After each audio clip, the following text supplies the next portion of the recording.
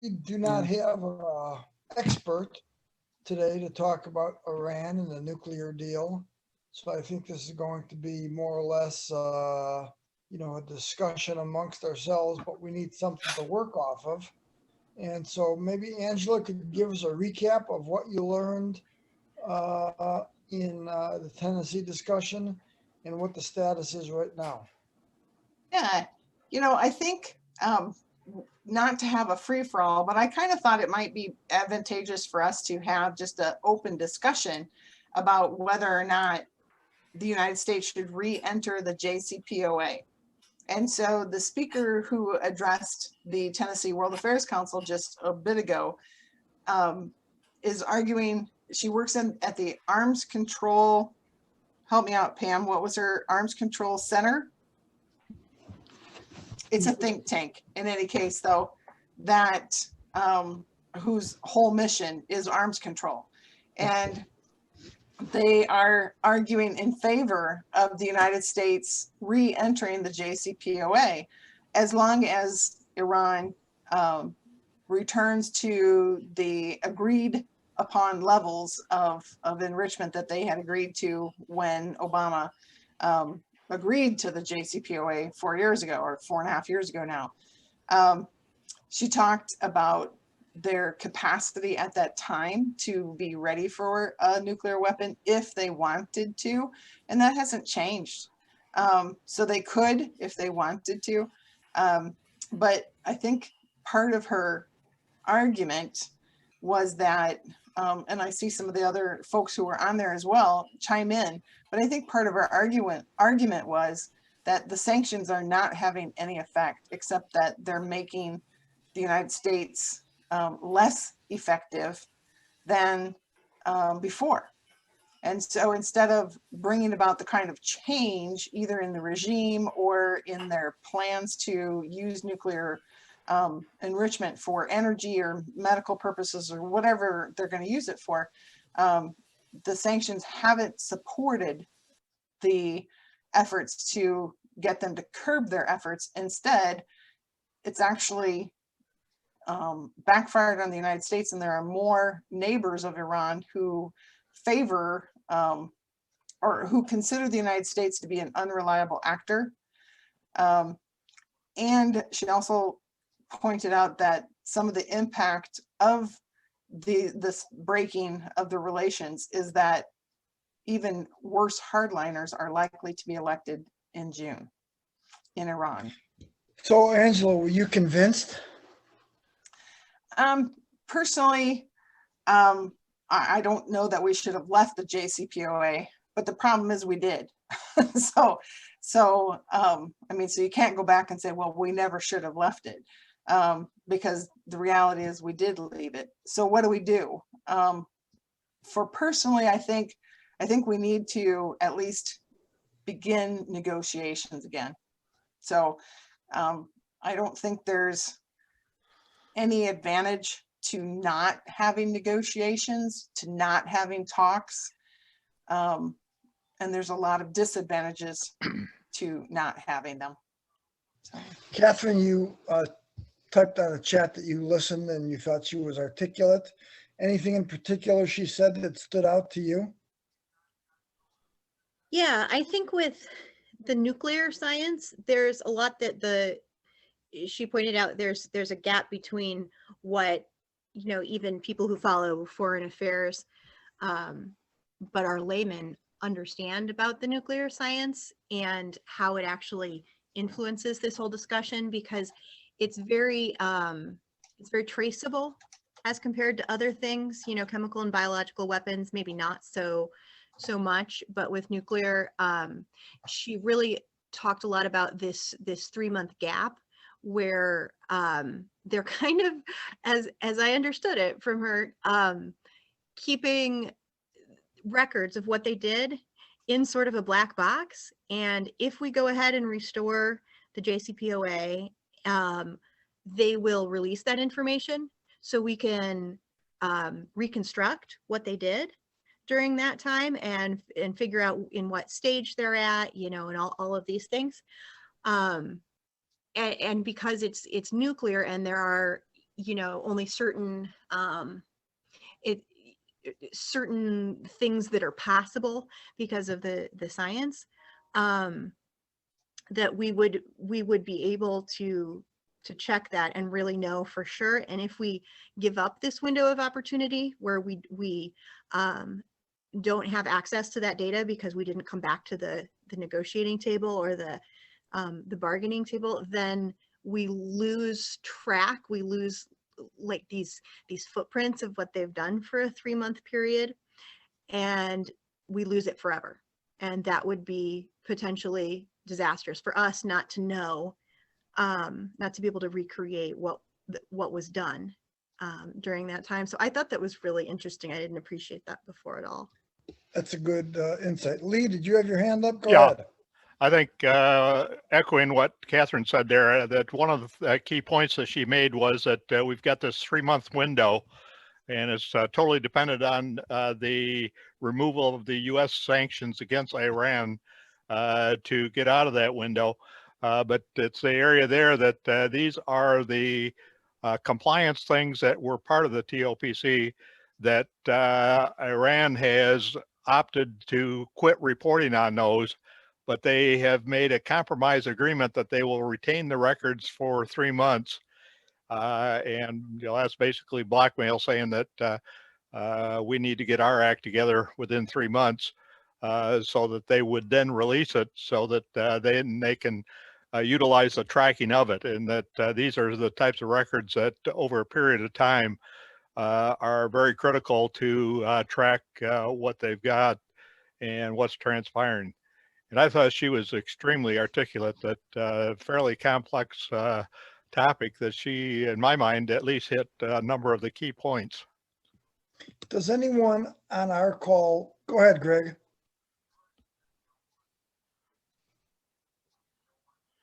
We'll all be lip readers, Greg, but you could. There you go. Keyboard didn't work. I kind of caught a little bit of a drift there, that there was a difference between why they would want nuclear weapons, whether it would be as a deterrent or something they would use rather quickly. And I gathered that the think tank was leaning toward not deterrent, but that if they had them, they would use them more quickly. And for example, North Korea is kind of in a deterrent situation. That's all. Yeah, I'm not sure anyone knows for sure, but certainly nation states who want to be independent actors think that this gives them more credibility on the world stage, and that the superpowers, whoever that is, have to listen to them a little more clearly because, hey, I've got nuclear weapons too. Let me ask this: is anyone on our call think that the U.S. should not re-engage on the Iranian deal? Show of hands, or if you don't have your video on. So everyone thinks we should. Okay. Alan Dickey's got his hand up. Who does? Call on Alan Dickey. I can't tell. He's black. Alan Dickey, go for it. In fact, I just raised my hand, using the video system there to let you know that I agreed. I think we need to go back into the treaty. But I think on the other side of the coin, I think this 3-month issue is overstated, because based on the inspections, we know how many centrifuges they have. And so we understand what the capacity is to enrich uranium. And so I think we can pretty well back calculate how much material that they've done in the 3 months that things haven't been monitored.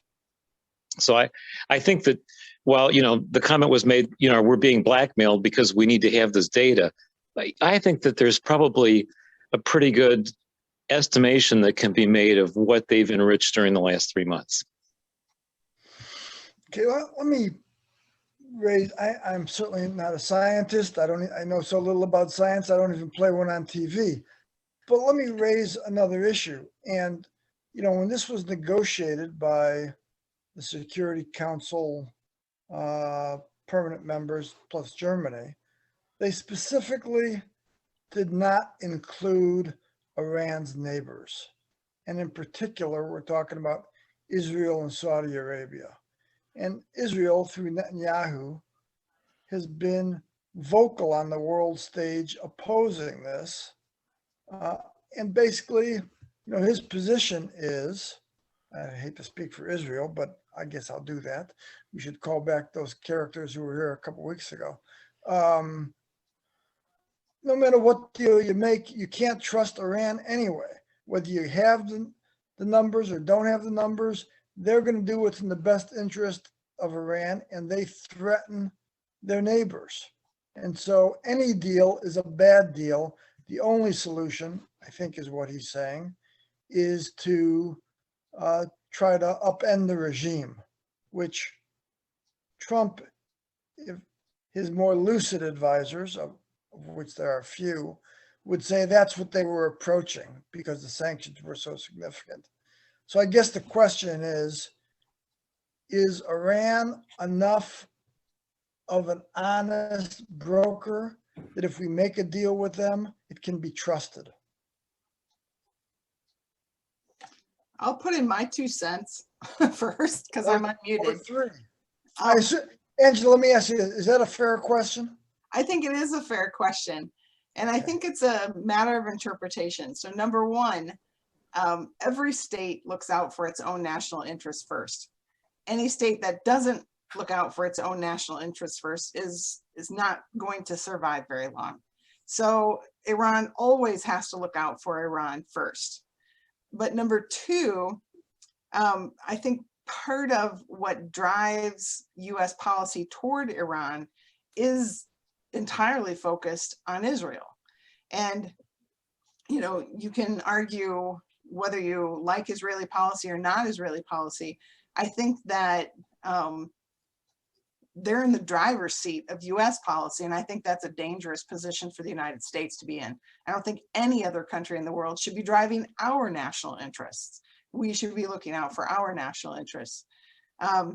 So, by arguing that they're not trustworthy, if the P+5, the permanent members, the P5+1 rather, the permanent Security Council members in Germany all agree and get Iran to agree to some kind of negotiated stance, that's the best we can expect from anything.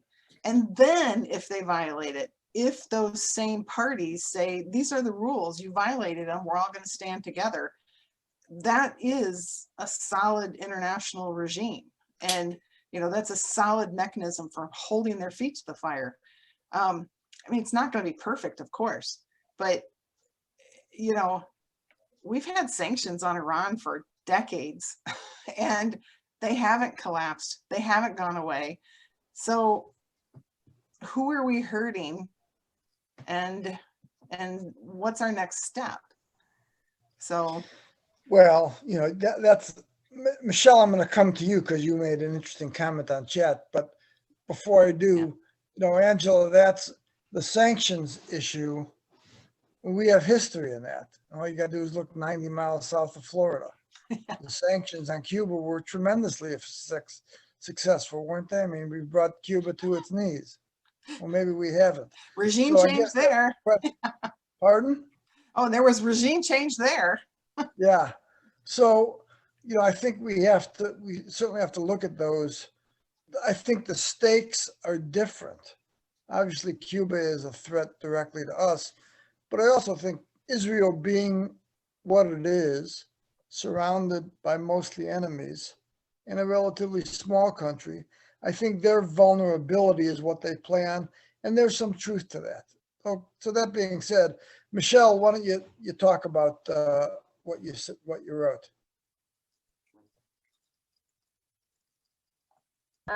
My comment is just, if someone else is compliant and we break the deal, how can we justify that they're not trustworthy?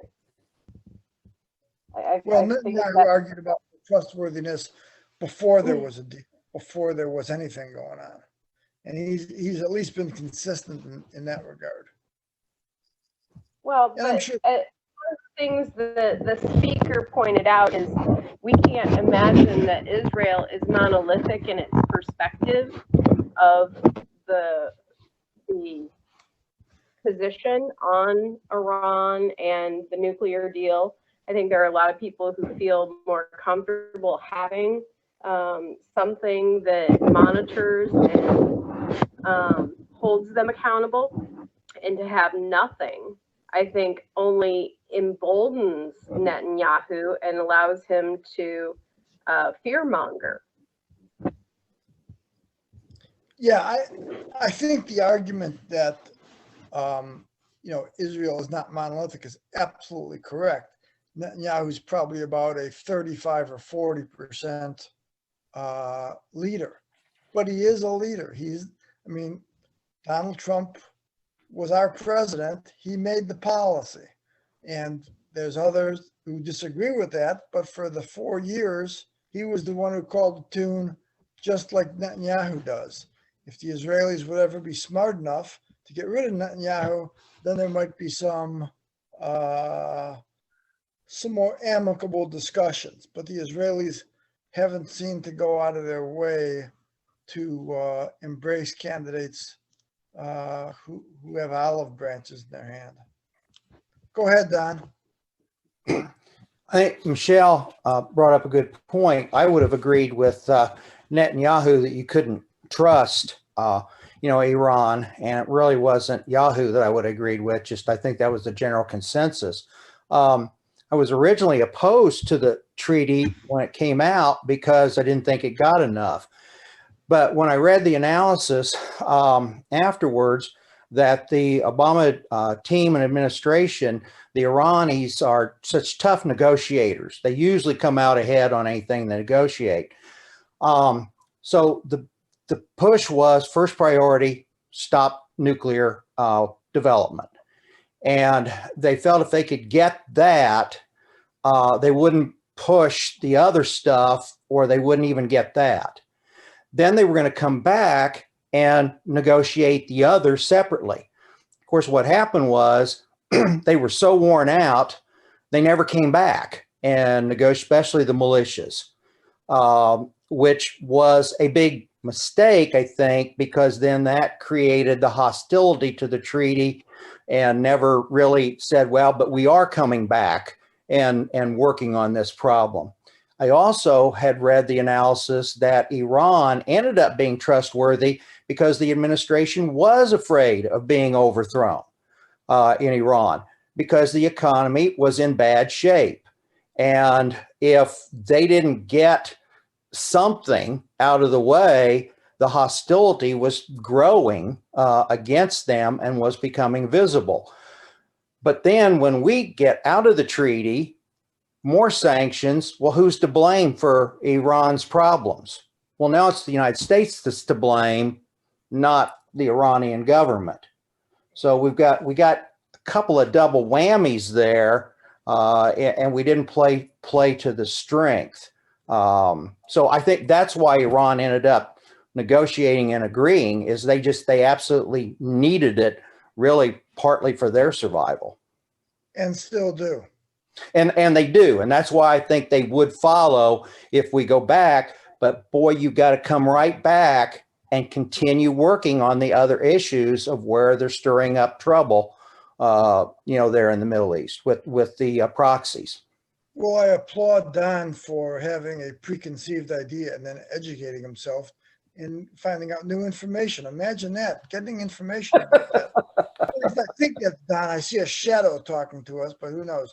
So, yeah, I don't have any light here in the sitting room. Alan and Catherine indicate that, certainly trust is an issue, but that's why you have verification.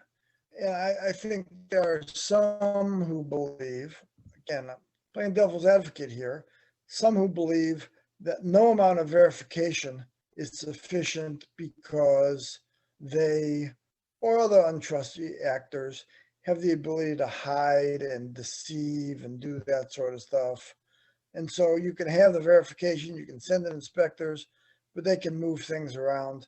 Kind of like what the guy in Iraq did, with the weapons of mass destruction. He hid all those from our inspectors as well. I guess. I you don't can think have those, Shelley, those were never found, were they? The weapons of mass destruction? did such a good job of hiding them, Alan, that, that's why, what happened. So He's being a smart Angela ass. says, pardon? And Shelley's being a smart ass. Well, can I say Yes. something for a second, Shelley? Yep, What's really absolutely. interesting about the nuclear weapons, so uranium is a solid, right? So, and it has to be refined from ore. Okay, that's the very first thing that happens. And then you have U-235, which is one isotope that they use to make nuclear weapons and fuel rods for reactors, and U-238, which is another isotope that's got a few more neutrons in it, that's the naturally occurring one. And so 99% of the uranium that's refined is U-238, which is not the one that you use to make bombs. Okay, you used U-235. And the way they actually do it, and in fact, they keep talking about centrifuges, they actually have to take that uranium metal and react it with fluorine gas to make uranium hexafluoride. And then they actually have to send it through those centrifuges, and they spin it, and they physically separate the U-238, which is 99% of what they've made, from the 1% that's U-235. And then they have to re-react it to take the fluorine off of it and get the U-235. But they're having to go through this hundreds and hundreds of times because it's a physical separation based on the atomic weight difference of U-235 to U-238 to be able to concentrate this. And so to actually make lots of weapons grade U-235, it takes a lot of time and a lot of effort. And a lot of energy also to run these centrifuges. And so the issue really, I think, is that, these are not easy to move. They're not easy to hide, and the production rates aren't high. And so I think that if we think that the threats, that they're going to hide everything, I don't think that they can hide it that easily. So the verification and inspectors work is what you're saying, if we give it a chance to work. Right. Correct. And, there's satellites every place, and this is going to take lots and lots of energy, so we're going to know, everybody's going to know that's got a satellite up there where all these wires are going to. It's, it's not going to be any big secret. And so I think these are going to be a lot harder to hide than what people realize. It just strikes me as the initial question about whether Iran is trustworthy. I think, the real issue is that when the program was active, or the treaty was active when we were part of it, Iran was in compliance. There was a lot of evidence that they were, their compliance with the treaty was good. And we can't ignore the fact, number one, that it's the US that withdrew from the treaty without real good cause. Number one. So what would we need to do to convince the Iranians that in fact we are trustworthy? I think that's a major question. And that's especially true in light of, the domestic politics and the fact that Trump is still involved in domestic politics and is still influential in domestic politics. So what is there to convince the Iranians, or what would we need to do to convince the Iranians that we are in fact honest negotiators, or would be honest partners? That's the big issue. That is not the only big issue, but that is a big issue. And I think that's something that we really would need to discuss, because it's easy to be critical of Iran, but we need to look at ourselves. Bernie Drake. Yeah, I would echo that too. I would sit here and be Iran. So we had a deal. You backed out. After you backed out, I'm Iran, okay? After you backed out, you put new sanctions on me. Now you want to come back into the deal. Why would I come back before you took those sanctions off? After you dropped out? Because I raised my hand, but I really, your economy is suffering so bad that that's a real issue for you. Greg, you had your hand up. Now, there seems to be a technology imbalance from what I read between the technology Israel has to defend against Iran's nuclear capabilities. And currently, Israel is leading because the US is providing the technology that puts them ahead. So a sign to Iran that the US is trustworthy would be maybe to slow down or back away from the position where Israeli technology needs to be so much better on the defensive side than Iran's capability on the nuclear side.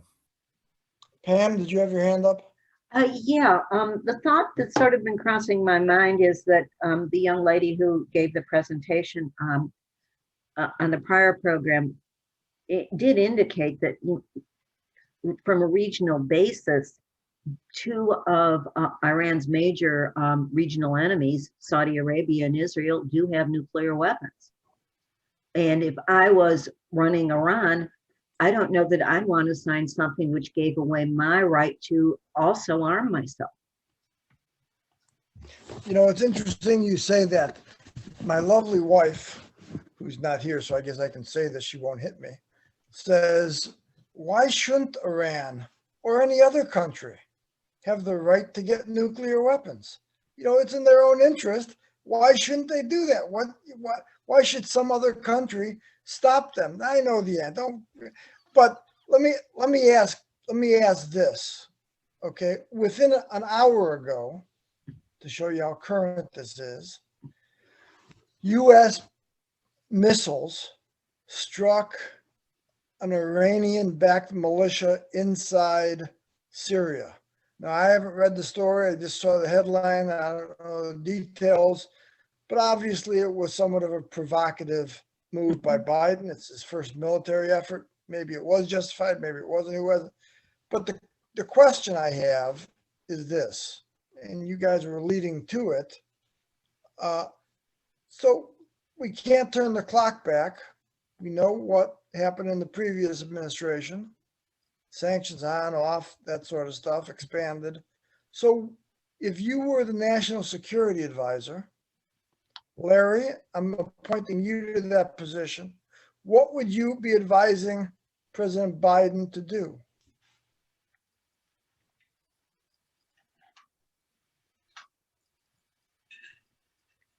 Mr. Trollop? Unmute yourself, Larry.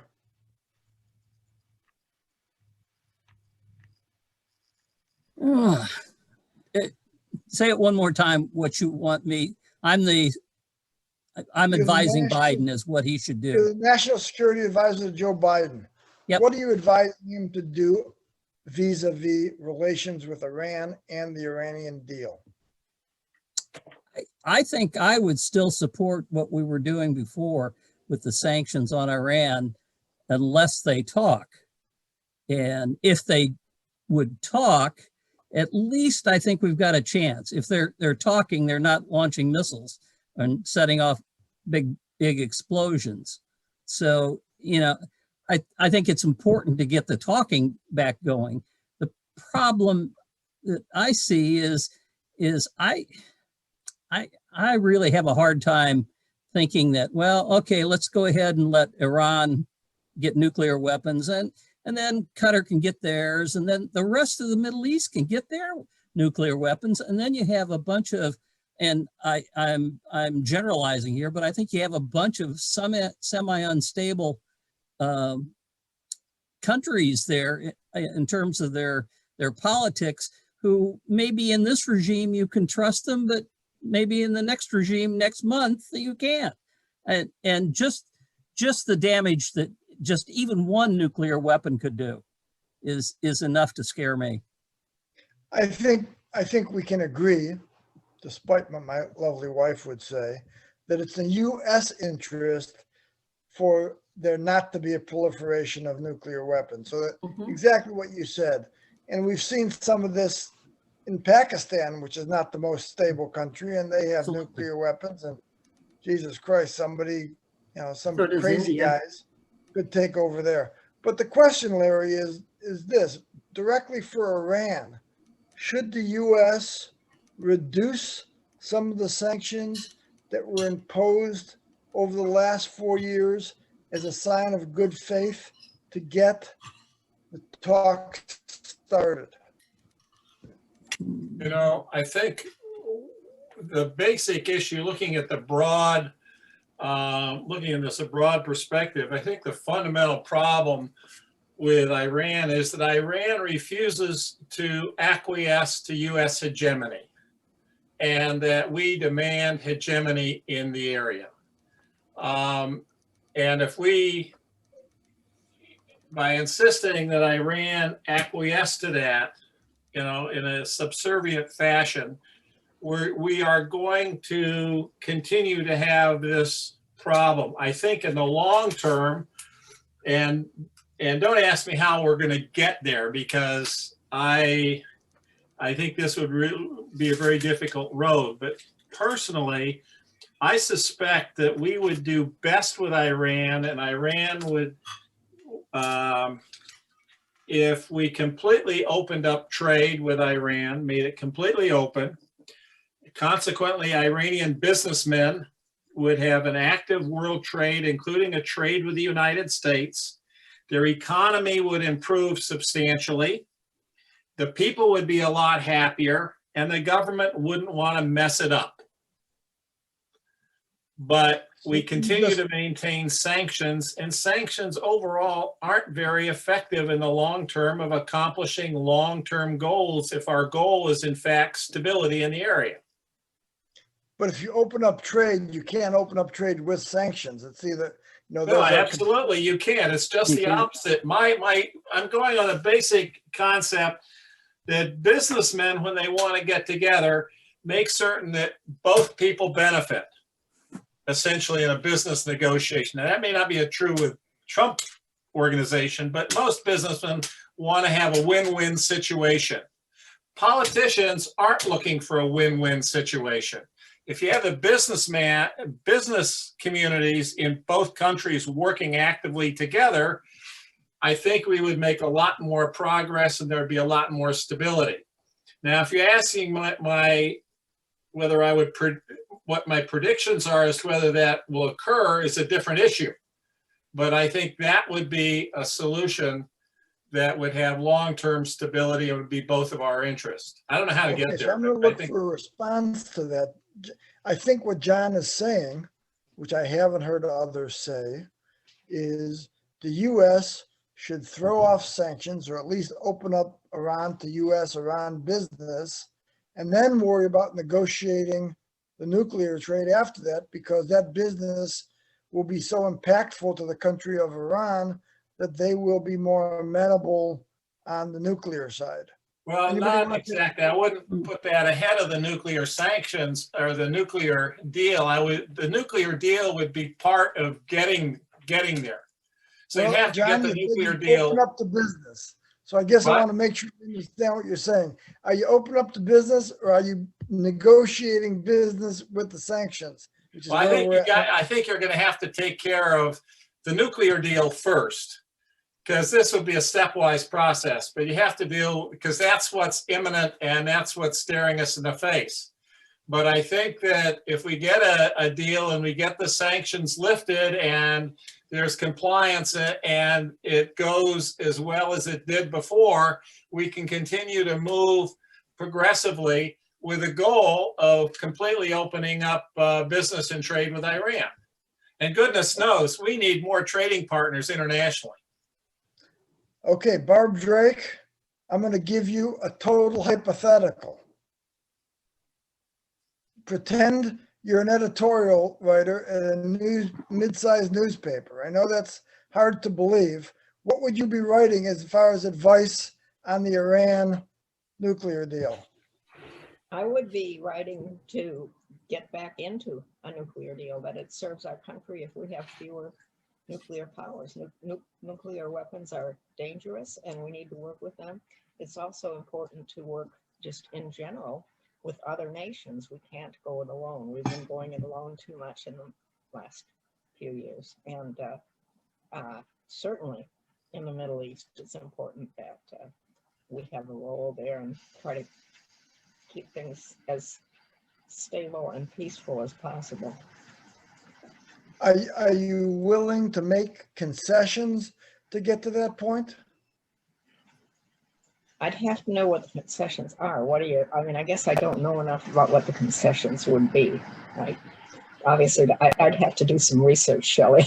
Why do that? Well, Bernie, who I think you know, guys was sitting next to you, said that the last 4 years, the U.S. imposed additional sanctions. And so he implied that, you know, at least those sanctions, which I can't speak to chapter and verse, but at least those sanctions should be removed or mitigated. So at least we're back to the original point where we were 4 years ago. Yeah, I pretty much agree with that, yes. Ralph Dalton.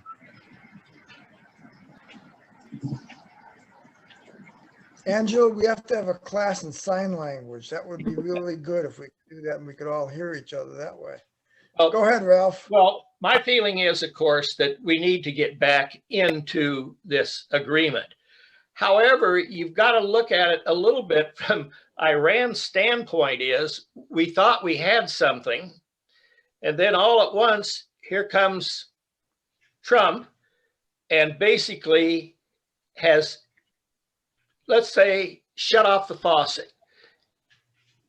In other words, he put on sanctions and he had nothing, he wanted to do nothing relative to negotiating further. He pulled out of the thing, put that on.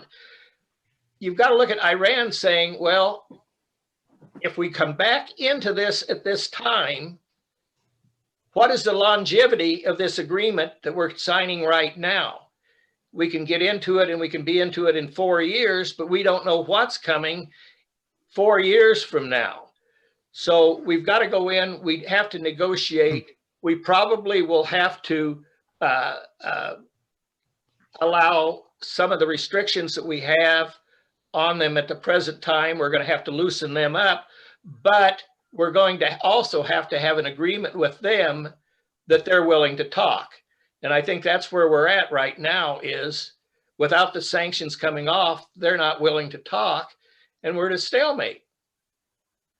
Let me, Pam, before I get to you, Maureen raised, I think, a really salient point, and so I will attempt to paraphrase it. And Maureen, if I butcher it, please jump in. But, you know, what she said was, you know, the 4 years under Trump, you know, U.S. foreign policy, particularly relating to Iran, was very different. Obviously, the Obama administration negotiated this treaty, and then Trump totally threw it away. Now Biden is trying to get it renegotiated. And so there, I've never seen in my lifetime, or at least been aware of, this kind of wild swings in U.S. foreign policy that have real ramifications. So I guess the question is, how can Iran or any other player on the world stage, be they friend or foe, trust the U.S. if the possibility, if in 4 years, President Josh Hawley is going to throw it all out the window? Go ahead, Bonnie, weigh in. Since you're laughing at me, you get to speak. You're muted. You're muted, Bonnie. Remember, everybody should be able to hit the space bar and unmute temporarily as long as you hold it down. There you go, Bonnie. No comment, Shelley. I'm enjoying the conversation. Wise woman. Pam has all that time for a pass. Well, I'm going to speak from the basis of somebody who negotiated labor agreements for a living for a long time. You have to talk. You can't guess what the other person wants. But at least in U.S. labor negotiations, there's this wonderful little group called the Federal Mediation and Conciliation Service. And they don't tell you what to do, but they can be used as messengers very, very effectively. I think the US, if we want to get a ball rolling, especially with Iran, probably, and I would be in their shoes, hesitant to be the one to put the ball in play. I would be looking at what ally of ours we could use to talk with them under the table and say, you know, we're willing to talk. We understand, we think we understand where you're coming from, but we need to talk to you so we know that. And we would like to work towards some sort of resolution to this. You don't have to put anything out there, just we want to talk if you want to talk. And I think that can be done, and I think it's done in international relations all the time. Well, you know, one interesting thing you said was to get intermediaries, and certainly there. So who's the right intermediary to try to bring the US and Iran together? I think there are a number of parties who did not leave that agreement, and some of whom we probably could trust to deliver a very simple message along those lines. So here's the danger that, you know, one thing I read, and again, I'm not an expert in this, but the 5 permanent members include Russia and China. There's a school of thought that our actions for the last 4 years has moved Iran closer to their orbit, and they like that. And in fact, they're not crazy about the US coming back and being an equal partner. They just as soon muck up the works. Well, then test that theory. And you're going to have to test that theory by having somebody, say Britain or France, who I think we have pretty decent international relations with, broach the subject on the QT. I'm sure that there are back channels that are still active. It could be the Swiss. I don't know that it's necessarily has to be somebody that's initially in that agreement. And I don't think we're going to know who it is. All I can say is that when we went to Iran 10 years ago, we got our permission, we got our Iran visa through the Iran interest section. I think it was the Swiss embassy. So I'm sure there's a back channel somewhere, and we're not going to know who it is, but I have no doubt there is one. And hopefully, Lee, did you have your hand up? Yeah, one of the things that she made a rather minor point in the discussion tonight was that there was a group of within the EU that have an interest of having us get back to the table, and that also made the point is that we're the ones that are guilty of the violation of the initial agreement. That when we arbitrarily pulled out, and that it was a little bit like a kid that didn't get his way and pouted and said, well, I'm going to go home with my toys, and you're not going to play with them until doing that. And in the meantime, I'm going to put sanctions on you. And so I think one of the things that she kind of highlighted there is that we need to demonstrate our sincerity of it, of returning back to what it was prior to us to pulling out in terms of the sanctions and that, because that had been previously agreed to. And that, so I think it's an area there that the thing is really at stake here is the credibility of the U.S. That right now we're not considered a reliable in any type of thing of saying that, okay, we don't like what you're having here, so we're going to take our ball and go home. And so I think that's one of the other issues that comes into play. Certainly the last 4 years has put that credibility under a microscope, to be kind, Yes. throughout. A couple comments. Don says, indeed, the Swiss embassy is our representative in Iran. So that goes to what John said, that perhaps they could be an intermediary. Alan suggests that China is filling much of the trade void left by the U.S. embargo. So, you know, they're doing all sorts of work. Larry, did you have your hand up? Yeah, I guess, you know, I kind of go along with the you know, we've had a lot of change here between administrations. But to me, you know, it's one could look at that as playing good cop, bad cop in that situation. Another way to look at that is, why did we get out of the agreement in the first place? Was it because we didn't get a good agreement to start with? We gave Iran an awful lot of money, but it didn't stop them from doing what we thought they were going to do anyway. You know, Larry, answer that I guess I question don't for me. understand what are we really trying to accomplish here? So Larry, why did we get out of the agreement? Bernie, are we muted? It's very noisy. I'm sorry. I can tell you. I Wait think a he's second. asking. Larry, you asked the question. Do you have an answer? Do you know why we got out of the agreement? My understanding, and it as limited as it is that even though we had the agreement, Iran wasn't living up to it. Someone knew, or someone thought that they weren't living up to it, and therefore we backed out of the agreement and put the sanctions on with the thought that maybe the sanctions would drive the Iranian government to realize that we were serious about this and we do not want them to have nuclear weapons. And maybe that was the only way to do it. Now, maybe somebody knows more than I do on that. I'm certain there is somebody, but that's, you know, it still bothers me. Well, why did we get out of the agreement in the first place? You know, we certainly must have had a reason.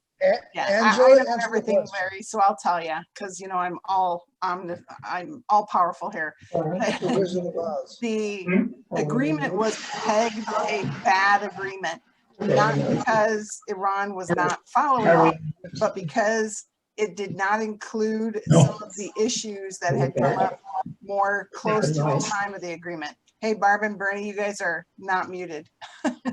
That's what I'm trying to, yeah, and that's okay. I told Bernie to quit. I'll mute it. Well, I wanted to say something. Go ahead. Why did we get out? I think the role of Israel was very big there. I think, you know, we were getting very close to Israel, and Israel doesn't want any kind of a deal with Iran. But yeah, I think that's part of it. Angela? Yeah, the other part of it is, Israel was exerting a lot of pressure on the United States to stand up for them. And you know, Shelley's right, they're a small country in a tough neighborhood, and they really need the support of the United States to feel comfortable with their own neighborhood. But the reason we withdrew was because people argued it wasn't good to start with. So the agreement didn't deal with Hezbollah, Hamas, or any other proxies in the region. And the argument was, why doesn't it deal with those things? But those were never part of the agreement. The agreement was only to limit Iran's access to a nuclear weapon. And the agreement did that. And Iran was in agreement with everything they said they would do according to the JCPOA. But the JCPOA did not deal with the state-sponsored terrorism that Iran was accused of. The money that Iran got, please keep in mind, was Iran's money. It was frozen in the United States and elsewhere, but we didn't give them any windfall. We released their own money that we had been holding. And now, you know, one of the things that Iran wants now is for however 300 billion or something that is in South Korea, because they apparently purchased oil and they'd like their money, but South Korea is holding it because the new sanctions prohibit South Korea from releasing Iran's money to Iran. And so for Iran, you know, they're feeling like they really got the short end of the stick, because they agreed, or they have kept the agreement that they made. I want to make sure that Let me offer a more. The agreement they made wasn't good enough. Angela, you of course, as always, are 100% right. But let me put it in a little bit more crass I'm all knowing. terms, because you're way too much of a diplomat. And, Alan Agree. Dickey mentioned too. Obama ran in 2016 again. I mean, not Obama. Trump ran against Obama. Obama negotiated the deal. He was against it for that reason, no matter what was in it. And that played very well with the base because they needed a boogeyman. They always need a boogeyman or multiple. And so Iran was the boogeyman. And so he got elected. I think before even doing a full analysis, his political promise was he was going to get out of the deal. And so he got out of it. All of the evidence that I've seen is that they were following the deal that was negotiated, like Angela said.